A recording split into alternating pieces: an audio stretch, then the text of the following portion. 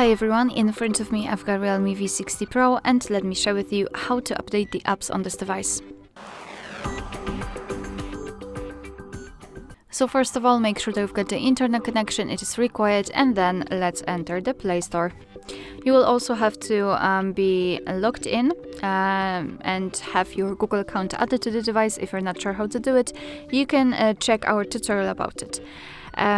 So all we have to do right now is to tap on the circle in the right upper corner and tap on Manage Apps and Device. Hello. Then let's tap on Manage and tap on Updates Available. And here we've got the list of apps which can be updated. So basically all we have to do is to mark the specific app and which we want to update. Of course you can update all of them if you want to, and then tap on this update icon in the right upper corner. So right now your device will download the updates, and after that they will be successfully installed and automatically updated. Alright, so that will be all. Thank you so much for watching. I hope that this video was helpful, and if it was, please hit the subscribe button and leave the thumbs up.